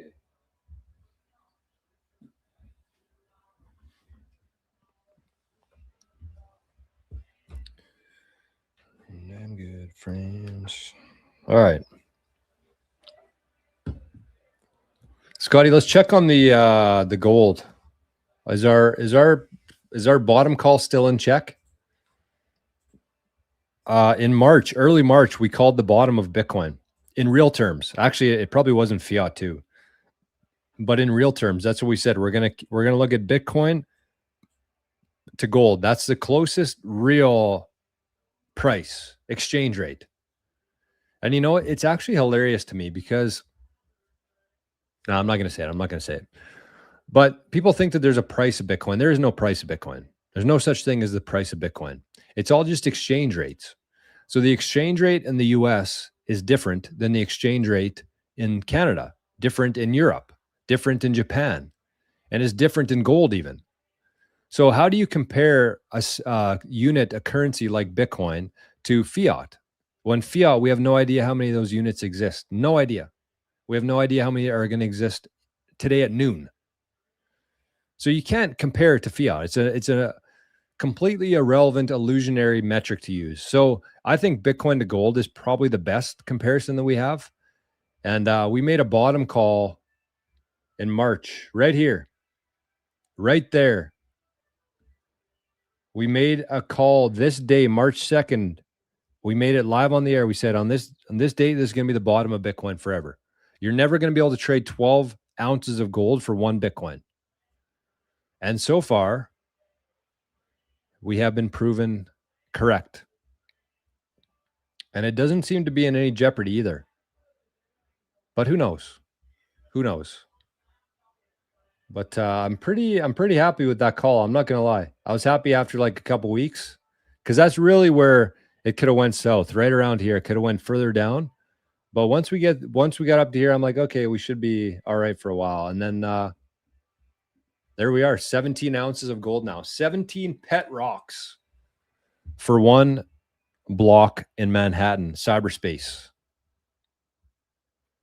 17 pet rocks for a couple sections of land in cyberspace. Still insane. It's still insane that you can buy one Bitcoin for 17 ounces of gold. It won't be that way forever, though. Definitely won't be like that forever. What do you guys think? In like a decade from now, how many ounces of gold would it take for one Bitcoin?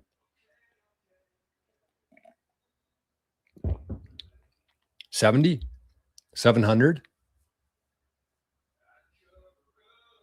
7,000?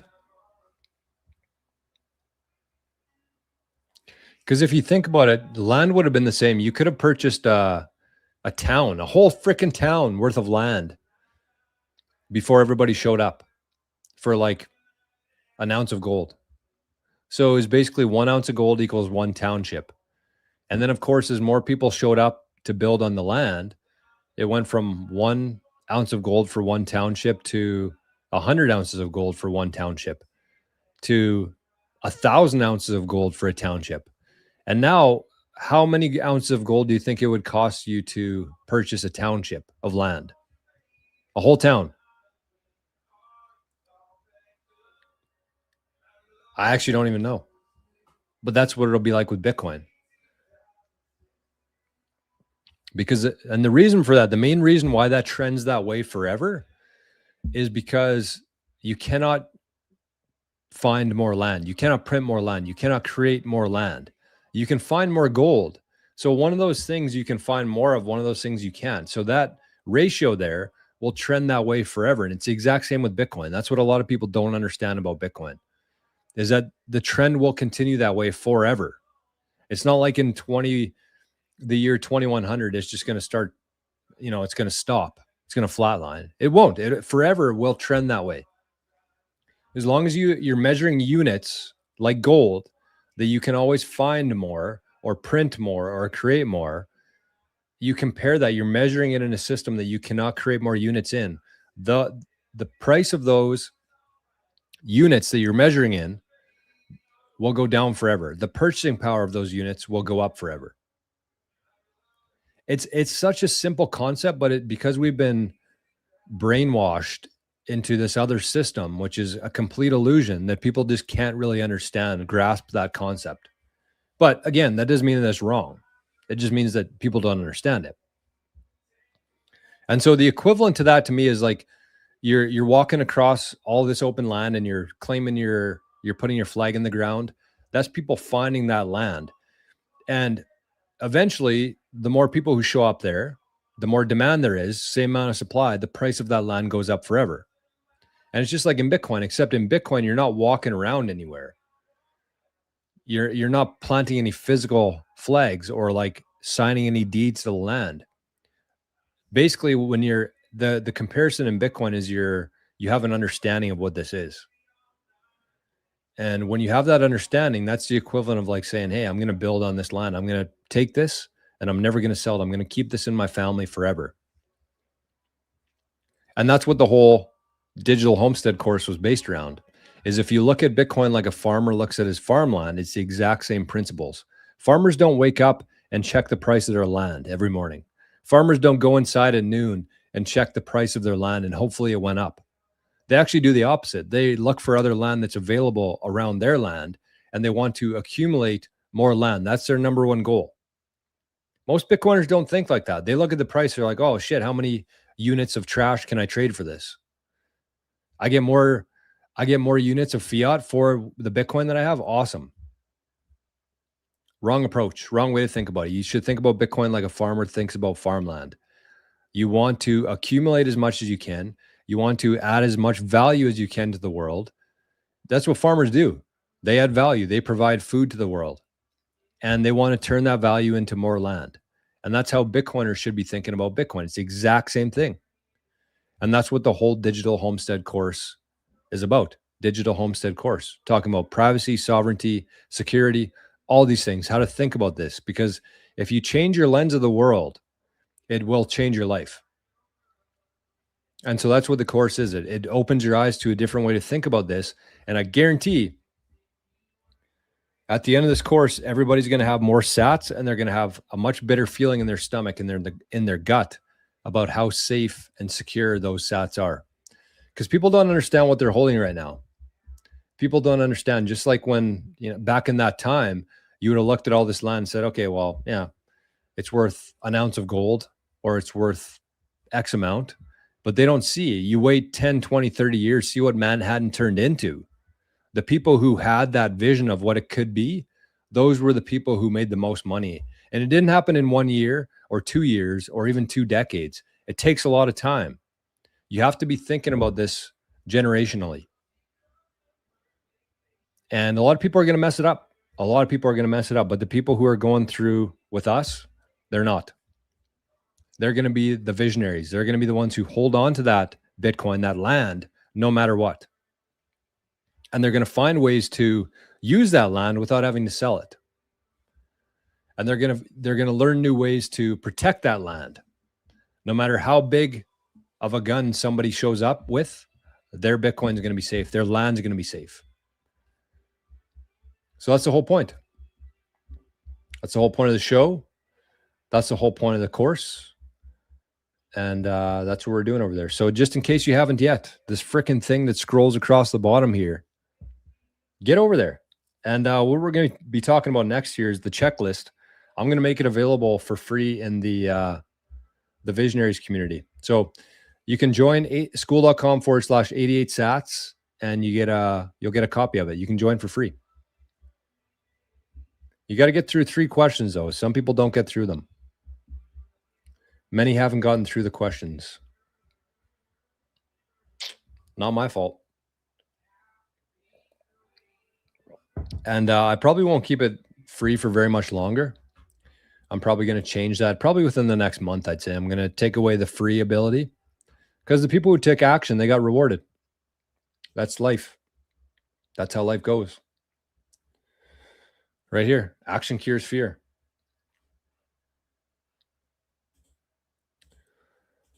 So let's get to this list.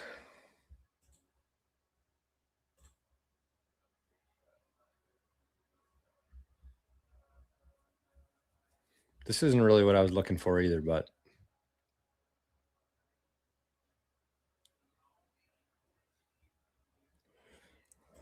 What is this? I don't think this is what we're looking for here. Although it's pretty good.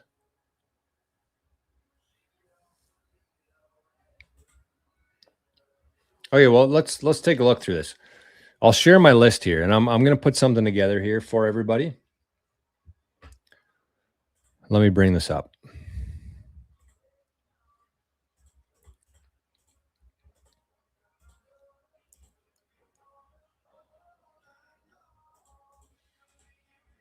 Wrong one.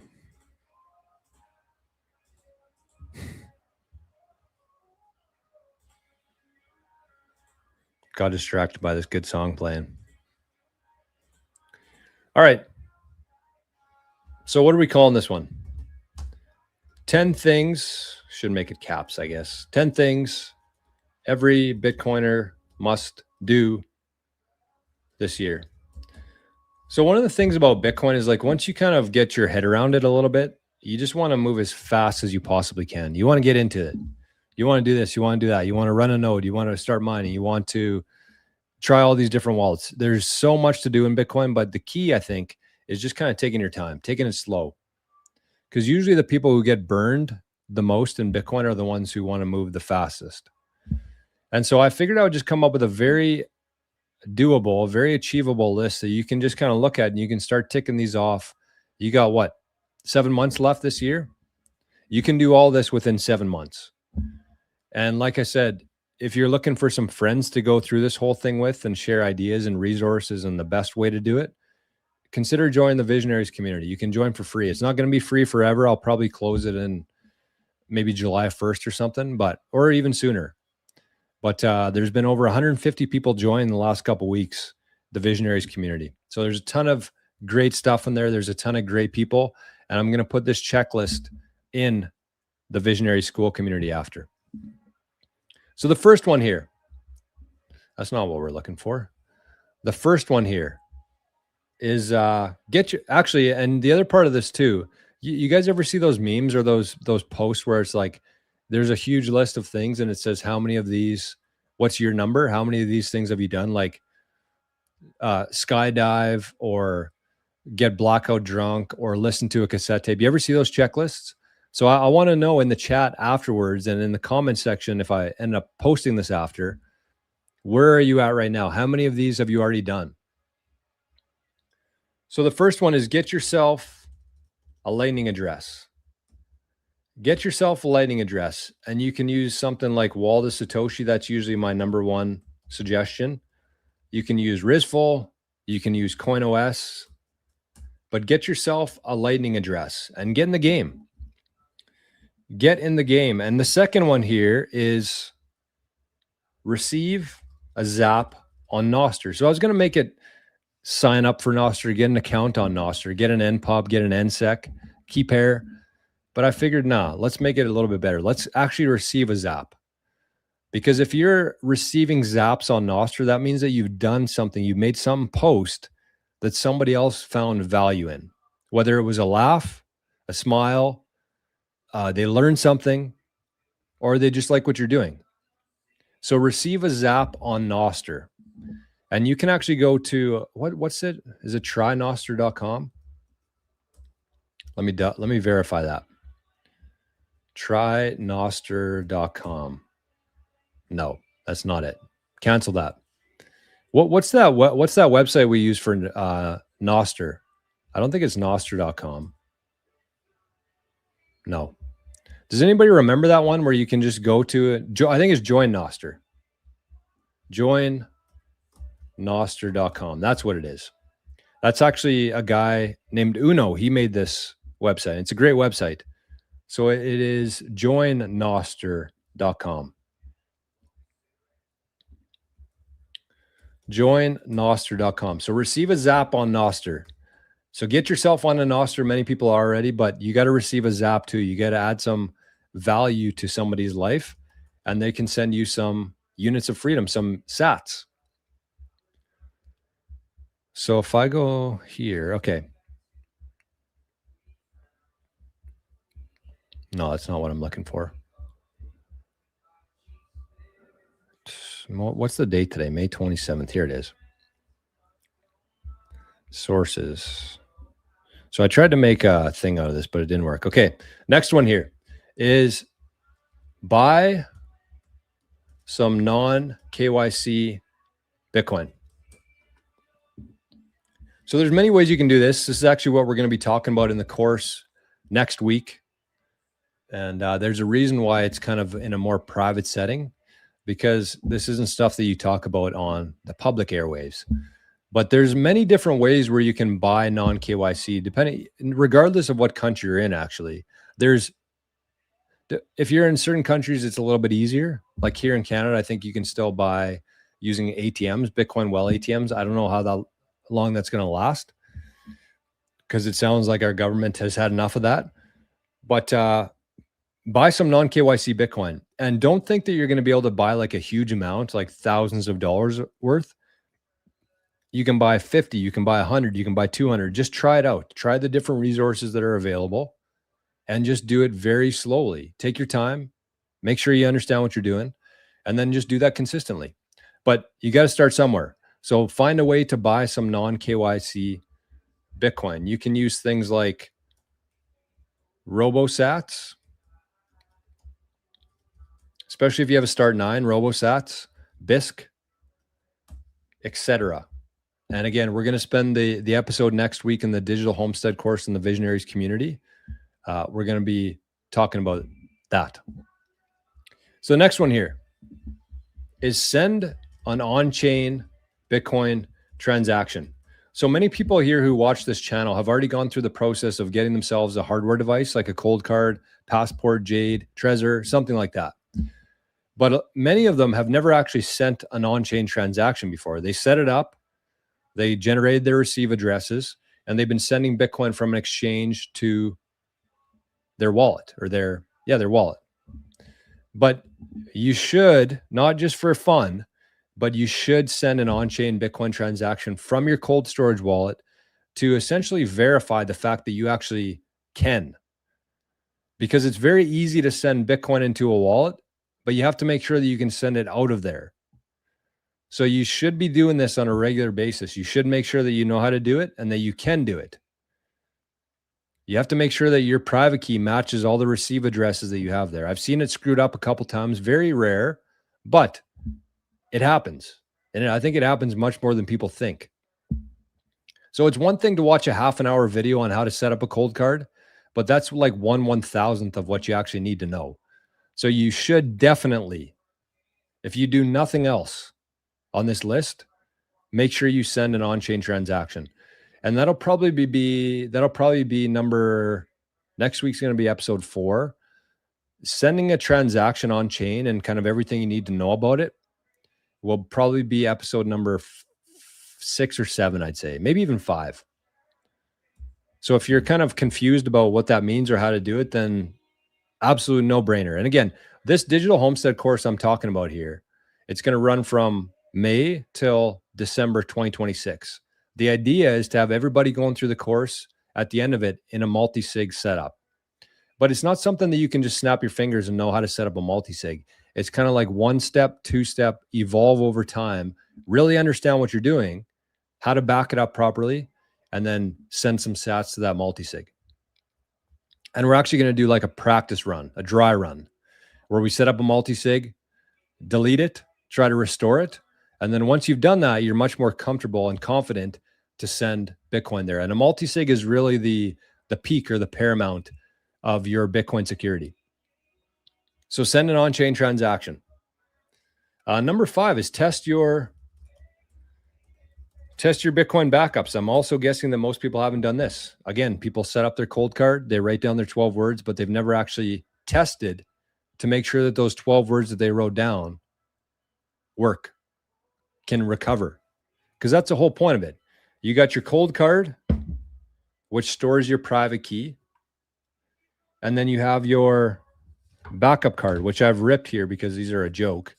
But you got your 12 words here. These are both private keys. Both of these are private keys. But if something happens to your device, you need your 12 words, your backup, to restore it into a new one. So you should test it to make sure that the 12 words that you wrote down actually work, and you've wrote them down properly in order, and they're legible. So that's number 5. Number 6 here is separate your Bitcoin from your house. And actually, episode 2, which we did last week, this was kind of the focus of that. And I wanted everybody to kind of start on the same page. And that's really the best and easiest thing that you can do today without investing a bunch of money in devices and storage and all this kind of stuff, encryption. You can just separate your Bitcoin from your house. And there's a very easy way to do it. And it's the Bermuda Triangle. So that's kind of what we talked about in episode number 2 of the course. So all the episodes are available. You can watch the recordings once, twice, 10 times, but they're very important. And if you are serious about Bitcoin, this is kind of stuff that you need to know. Number 7 here is create a simple restoration plan for your Bitcoin. So if something were to happen to you tomorrow, you got in a head-on collision on the highway and you were no longer here, would your family be able to recover your Bitcoin? Honestly, I would guess that 90% of people would say no to that. So you have to come up with a very simple restoration plan for your Bitcoin.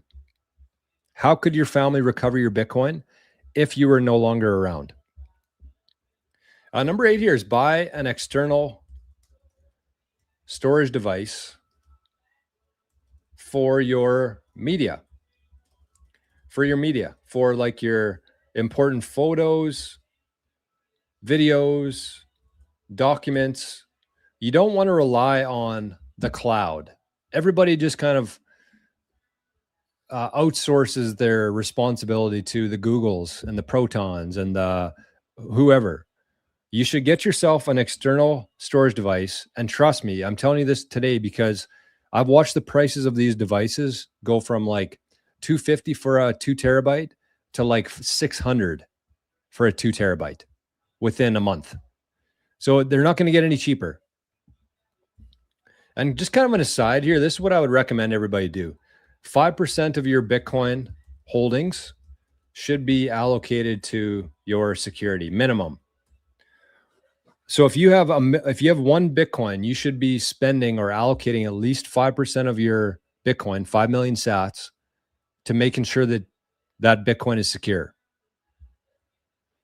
And you can use some of that for things like this, like an external device, a couple micro SD cards, things like that. Include that in your security budget. But you want to get as much of this stuff offline as possible, because as we've seen, the internet's not very reliable these days. So you want as much of this completely offline. Your backups, obviously, your passwords, your media. You want to take it all offline and make sure that you have full ownership of it. Number 9 here is add a passphrase to your Bitcoin wallet.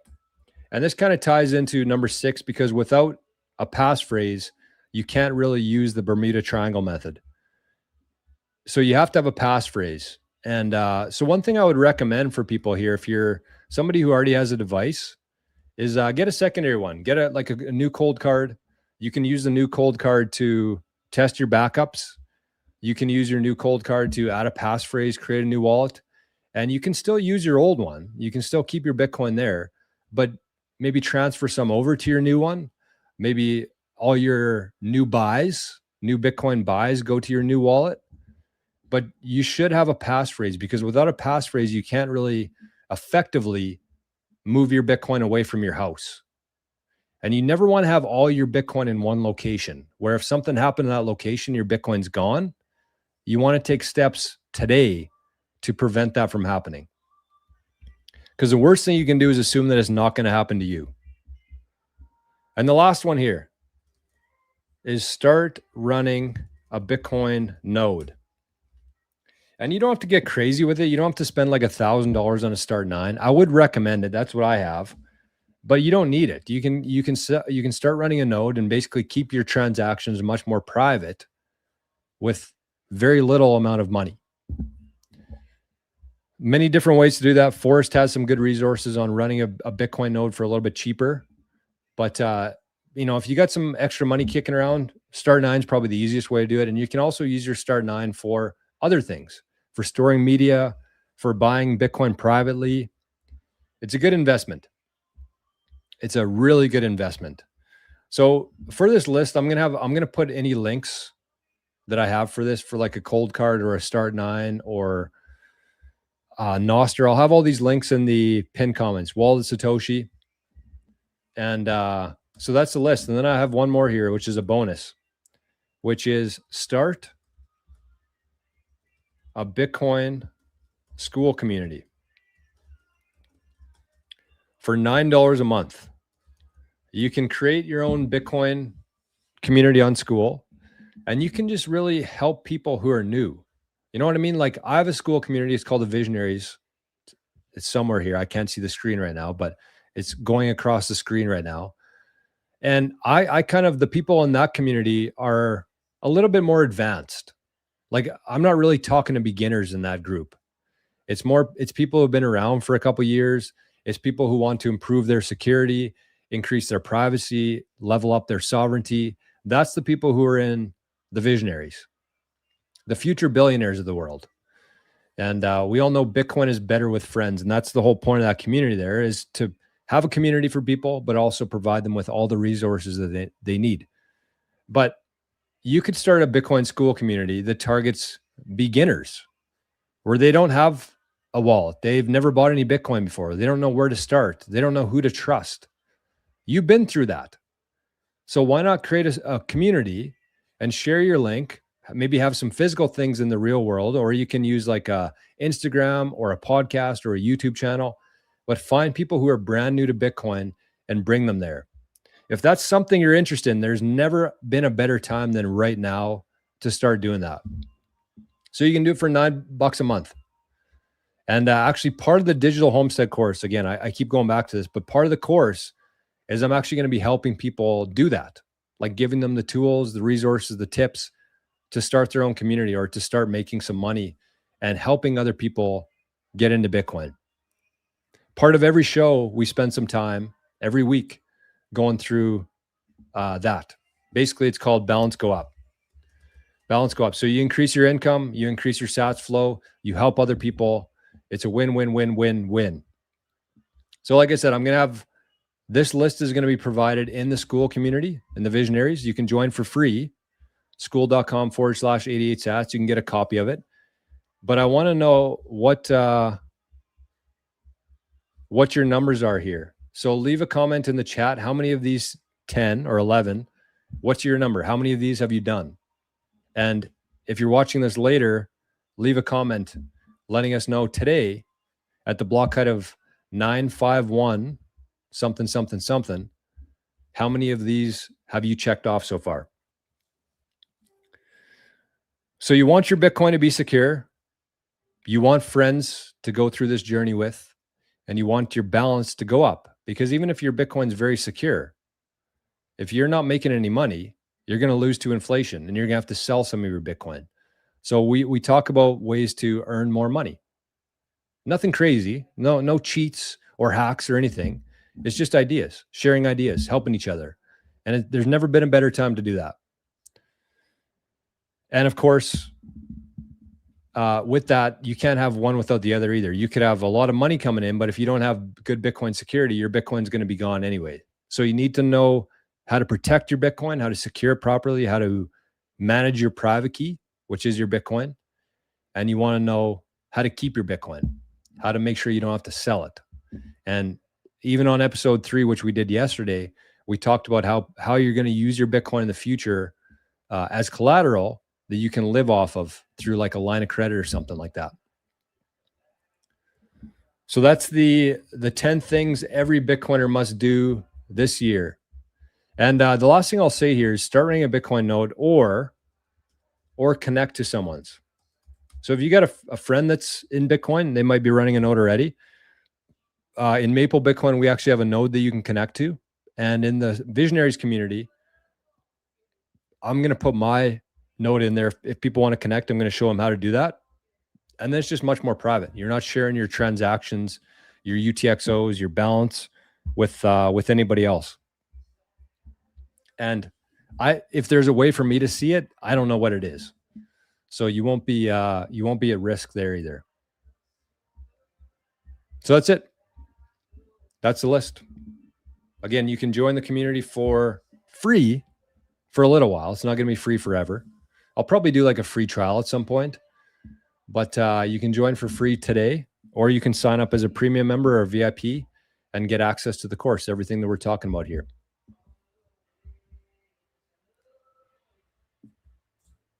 Heckin' A. Heckin' A. Sats and Sunset says 5 out of 10. That's not bad. That's not bad. Folsom Huddle just joined. Good man. Good man. Robert says, sorry, I need to leave the call. Hope to find this checklist on school later. Yes, it will be available on the Visionaries. I'll put a little info. I'll figure out a way to do it. But it'll be available in the Visionaries. Join Noster it is right there. Thank you, Sin. Okay, I'm way behind in the comments. I'm way behind in everything here, it seems. And it's already well past how long I wanted to go today. So I got to go. Unfortunately, I'm not going to get through all the comments today. Sucky, but it is what it is. It is what it is. I can't do everything. I can't read all the comments and give you guys some value. I can't do everything. I try. So I want to make sure I didn't miss anybody here today. Again, big shout out to Sats and Sunsets today for 10 big membies on the Rumbles. 10 massive membies. Jenny was on there. Praetorian was on there. It looks like some people have been getting some sats. So we got an 18 and a 45. We know who that's from. So, if you don't feel like joining the community, but you still learn something today, if you appreciate what we're doing here, what we're working on, the fact that we don't have any sponsors in this channel, and we talk about the best. We speak from the heart, and we talk about the best. We are not influenced by anybody here. So if you want to support that, you can send some to Arnie Boy, the Rescue Dog Fund, or you can send to jor@rizful.com. And I do very much appreciate it. It's been tough without the Zap streams, but the people here are still finding a way. So what did we buy today? We got 21. We got $21. And what did we get for that? What did we get? I already forgot. How about some Goo Goo Dolls to round out the show today? Black Balloon. Great freaking tune. I'm going to turn it up a little bit even. Okay, we got 19,888. I know I shouldn't be sharing this on the interwebs, but I'm trying to make a point here that you don't have to do very much. You just got to take action. People think that they need to do more than they really need to do. You just got to keep things as simple as possible. Keep it stupid simple. So very small actions done very consistently add up to something very large. It does not matter how much you buy. It only matters that you buy. And it looks like I got to update these. I think I missed the last 2 days. We didn't have a whole lot of action in the last 2 days anyway. But today we had all three. The trio was here today. We had a DCA. What was it today? 4001. We had from Duncan. We had our guy Cypher. And we had a double from Alex. And we also had who? Praetorian. And a quad shot from our guy Praetorian and Peacemaker. Love that name. That's actually Peacemaker 88. So and Maria. How could I ever forget frickin' Maria? Maria. I didn't write Maria down there because I was focused on her post. But Maria the Copperhead Whisperer. So thank you for the support there, fellas and fellies. So we got the smash buy. We got the MOB today. Same as the other 2 days. We didn't have a whole lot going on, but today we did. And today, back in black. It's not bold today because it's not Friday. But Sats and Sunsets was the man today. The MOB, the most outstanding Bitcoiner. We're going to give a special shout out to Praetorian and Peacemaker. The boys. So Sats and Sunsets gave 10 big memes over on Rumble, which are very helpful. And Praetorian Peacemaker sent in a quadruple shot of espresso today and bought a membership over on the Rumbles. A couple other special shout outs here to Alex for a double shot and to Jenny for some memberships and some fiat zaps over in Rumble today. So thank you all. Thank you all. Okay. Scotty says he's got 7 out of 10. It's pretty good. Folsom Huddle is 6 out of 10. Also pretty good. Nick says another great video, George. Thank you, Nick. And Bitcoin Barber says 1 out of 10. Well, you got to tell us now, Bitcoin Barber, which one do you have? And we got 9 out of 10 memberships claimed. Right on. Love to see that. Love to see that. Thank you, Sats and Sunsets. Okay, and then we got to update this too.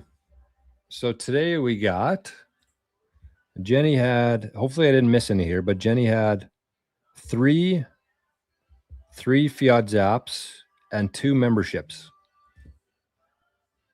256. Sats and Sunsets had 10 membies, and Rumble counts for full membies. 237. Where's Josh been? Josh must be mad that we're not on Zapstream, but frick, there's nothing I can do about that. Or he's just busy. Well, we'll lean towards that. The king himself, Miss Josh. Praetorian, what Praetorian have here? We're going to have 2, 3, 4. 147. I got to update one from Letha the other day still, but I'm going to have to look back on that. Also, Miss Sharon B. Miss us some Sharon B. And then we need to look for Alex. Alex moving up a spot. Praetorian, Jenny. And I'm going to give one to Bill too today. 37. Pass the Scotty boy. Scotty boy. Actually, I'm going to give Duncan one too because Duncan's been here the last 3 days and I didn't give him any shout-outs the other 2 days. 36. So Bill passes Scotty.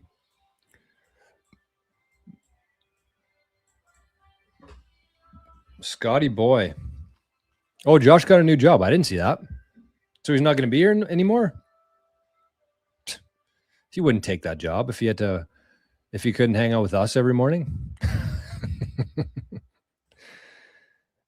Oh, shit. That's tough. Oh, well, I'm sure he'll find a way to do it. First week, you got to actually work. You got to show up and, put in some effort. But week 2, I bet he'll be back here. Maybe he can't sleep in the crane anymore. Poor guy. Okay, so what did I miss here? I just want to get through this quickly. It looks like Micah is here. Micah received a membership, one of Sats and Sunsets. She said, been crazy busy this week. Miss you guys. Miss you too, Micah. Everybody's freaking busy right now. Summertime.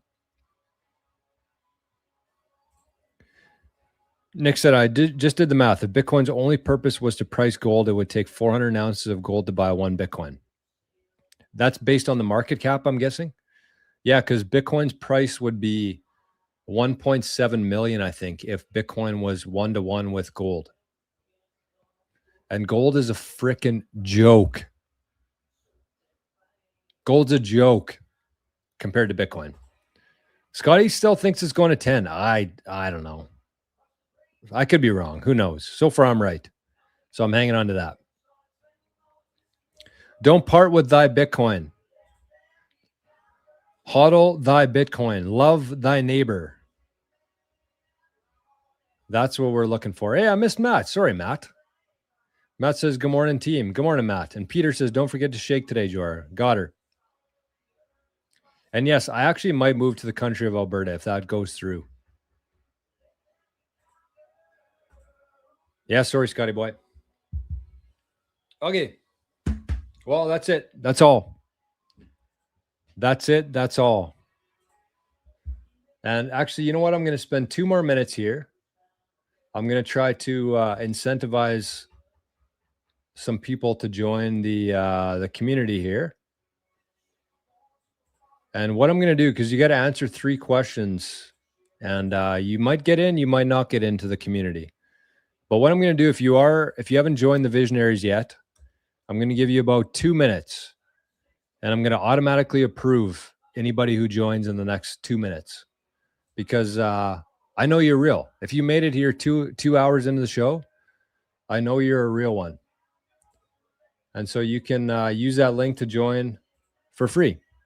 And if anybody does in the next 2 minutes, they're going to be automatically put through. Looks like Nick also got a membership from Sats and Sunsets. So cheers. I don't think I missed anything else there. Okay.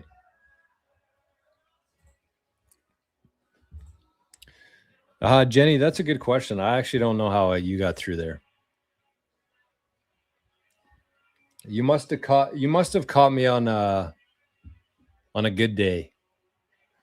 It's like when you try to get through the border, and sometimes you run into absolute assholes. And sometimes they're just like, okay, yeah, go ahead, go straight through. So I must have been in a good mood. Must have been having a good day. Because yeah, you should be in before the test. Actually, that's true, Scotty. That's true. And TBN's here. He says better join friends. The Bitcoin nurse is in there. Scotty's in there. Jenny's in there. Everybody who's anybody in Bitcoin is in there. So the question is, why the hell aren't you? Especially now it's free. But, there's a little bit of friction there. You have to sign up for an account. But, I'm very bullish on Bitcoin. I'm very bullish on Rumble. But one other platform that I think has a very, very bright future for users and for creators and just people. Like, I hate thinking about, creator has this very negative stigma around it. But really, human beings, we're all creators. We are put here to create things. And, there's never been a better time in history to be able to get that message to people. So whether it's YouTube, whether it's starting a school community, whatever that is, you should do it. Because what do you have to lose? What do you have to lose? Like, clearly this system that we're moving out of is done. You got a job, great. Stay there, I guess, as long as you can. But understand that it's probably going to look a lot different in a couple of years from now. So you literally have nothing to lose. So you should be all in on Bitcoin, in my opinion, and you should be all in on yourself. You should be all in on creating. And you shouldn't be worried about it. I mean, if you go back and look at the first freaking 50 videos that I did, they're a joke. Like, I'm sitting here in a dark room. Nobody's in the chat. Just like kind of, it was awful. And it wasn't because I wasn't interested in it. I just didn't know, I didn't have an experience with it. And so, of course, you're not unique in the sense that it's difficult for you to do these kind of things. It's difficult for everybody. It's just, you have to take some action. You actually have to do it. And there's just too many people out there who are suffering from some sort of imposter syndrome. And we're all guilty of it. I'm guilty of it every freaking day. But the way to break that is just by doing, by taking action. And in your heart, not your brain, but your heart, in your heart that you should be doing something. And the only reason you're not is because of fear. And fear stands for what? What does fear stand for? Fear stands for false evidence. What is it? False evidence. I wrote it down the other day. I think it was in that book I was talking about too. Fear is false evidence appearing real. False evidence appearing real. Yep, there you go. Micah got it. False evidence appearing real. That's what fear is. So fuck it. Who cares? Understand how valuable Bitcoin is, the Satoshis you hold. Understand how valuable they are. Understand how valuable your time here is. Oh, we had somebody else join. Nice. Eatable Zebra. Green light. You're in. Understand how valuable your time is and just follow those two principles.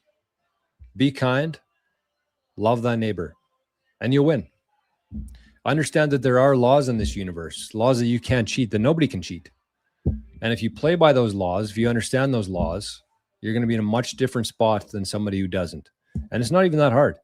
Keep it very simple. Keep it stupid simple. And so that's what I got for you today. So hopefully you enjoyed the show. And thank you to all those who supported today. Big shout out to Satin Sunsets, our guy, the Smith, the man, the Smith, the legend, for winning the MOB. And welcome to our new members on school, the Visionaries. Hopefully by the end of today. Actually, I'll extend that offer. I'll extend that offer to anybody who couldn't catch the live stream today. If you joined today, if you made it to this part in the show, if you made it this far in the show, you join the Visionaries community, you get automatic entrance today. No questions asked. I'll know you're a real one.